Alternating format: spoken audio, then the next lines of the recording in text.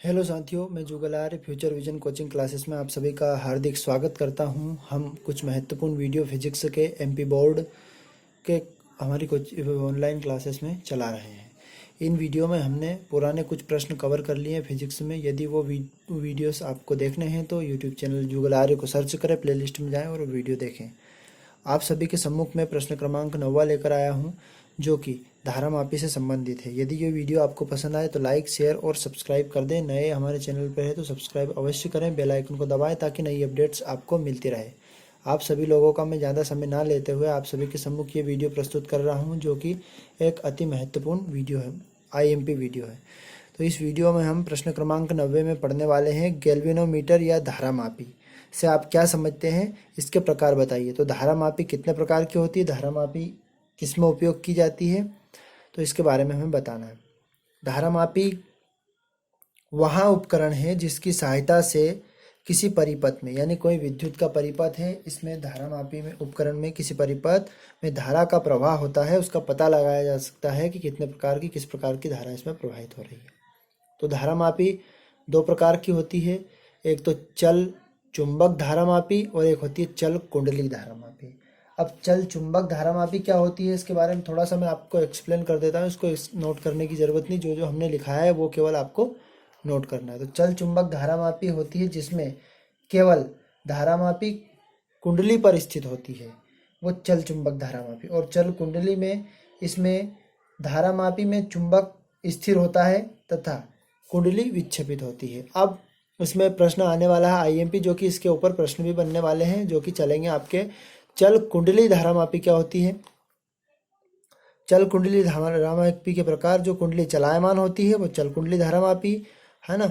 और इसके प्रकार होती है निलंबित कुंडली धारा मापी और किलकित कुंडली या वेस्टर्न कुंडली धारा मापी। तो अब इसके बाद हम जो इसके अगला प्रश्न पढ़ने वाले हैं, इसी से संबंधित प्रश्न है, जो कि चल कुंडली धारा मापी के प्रकार में से निकला हुआ है, जिसका नाम है निलंबित कुंडली धारा मापी का वर्णन करना है। या इस प्रश्न को हम इस प्रकार से भी देख सकते हैं कि निलंबित कुंडली धारा मापी का वर्णन, इसकी कार्यविधि, चित्र, सावधानियां, विशेषताएं, लाभ या हानि। तो हम इसको डायरेक्ट हमने लिख दिया कि निलंबित कुंडली धारा मापी का वर्णन कीजिए।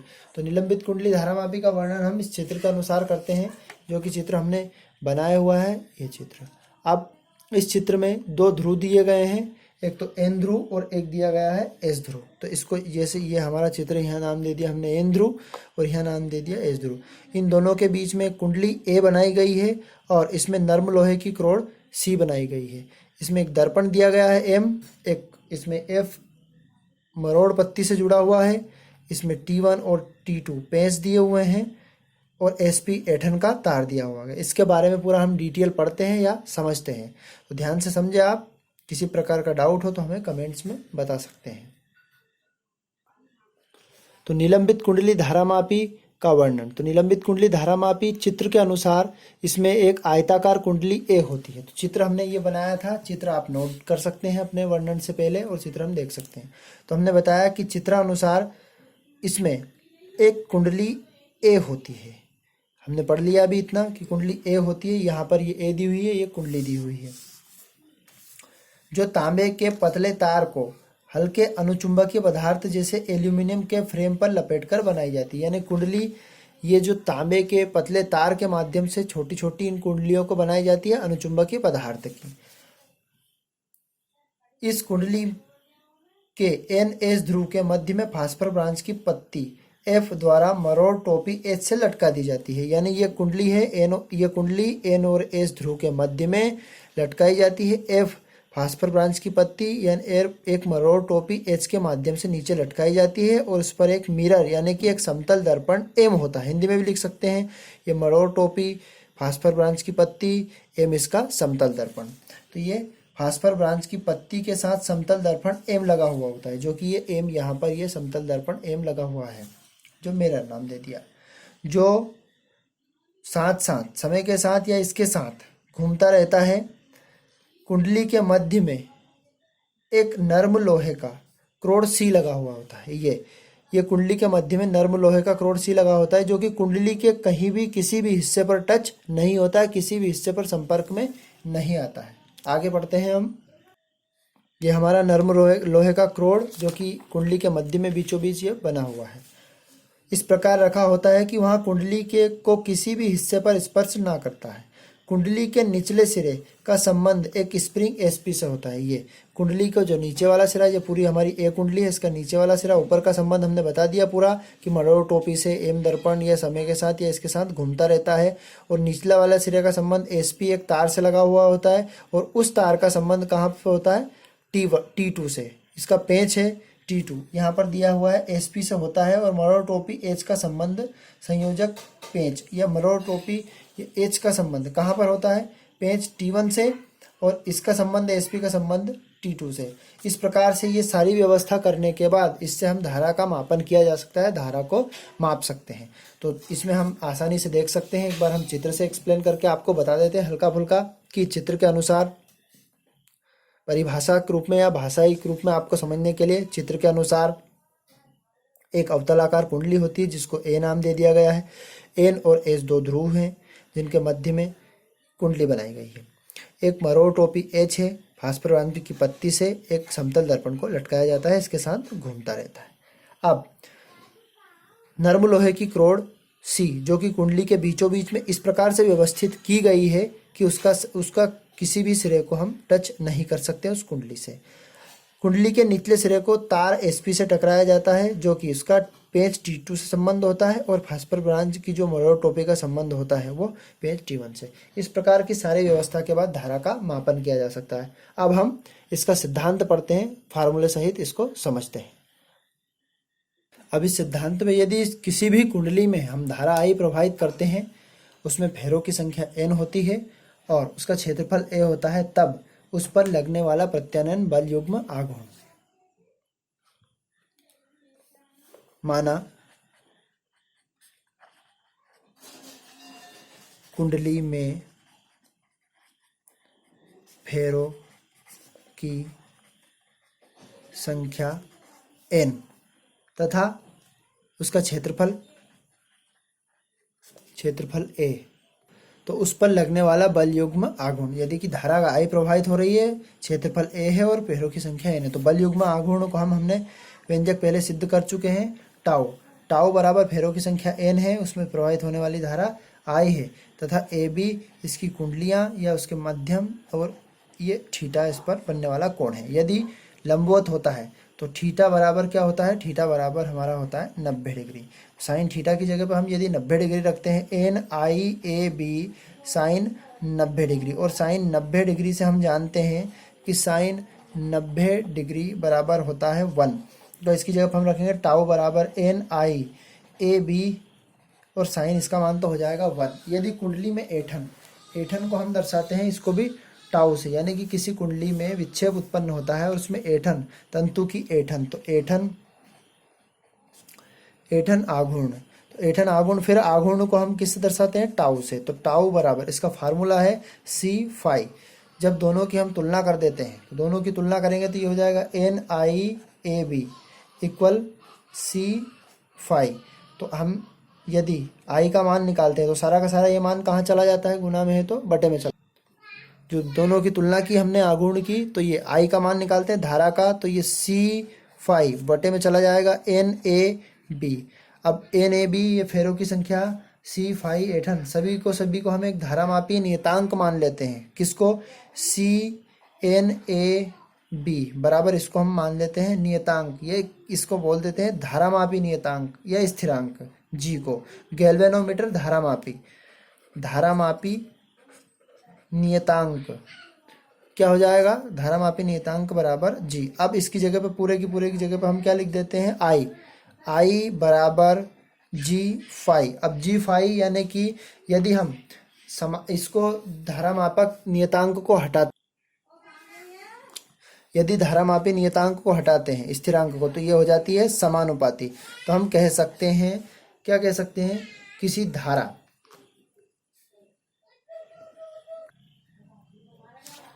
अतः हम कह सकते हैं कि कुंडली में प्रवाहित होने वाली धारा I, विद्युत धारा I उसके विक्षेप फाई के समानुपाती होती है। यही आपकी धारा मापी का सिद्धांत होगा, निलंबित कुंडली धारा मापी का। अब हम अगला वाला प्रश्न कवर करते हैं, सुग्राहिता यानी कि धारा की सुग्राहिता। धारा की सुग्राहिता किस प्रकार से बढ़ाई जाती है, धारा की सुग्राहिता किस प्रकार से बढ़ाने के हम बताते हैं कारक उसके।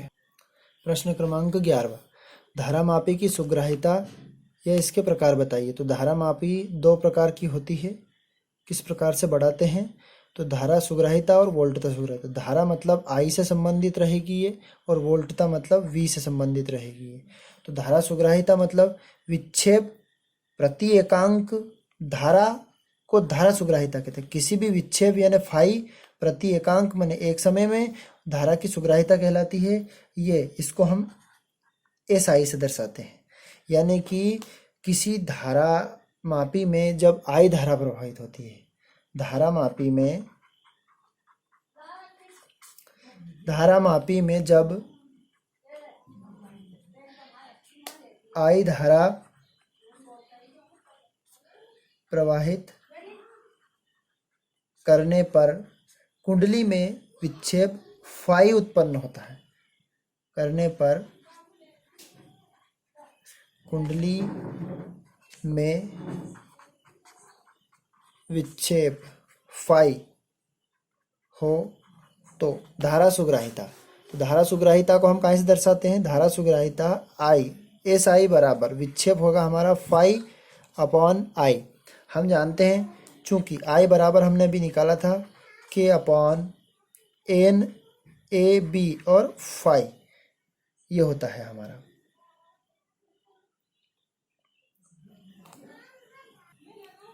मान रखते हैं हम SI बराबर फाई, ऐसा कैसे रहेगा, K फाई अपान NAB।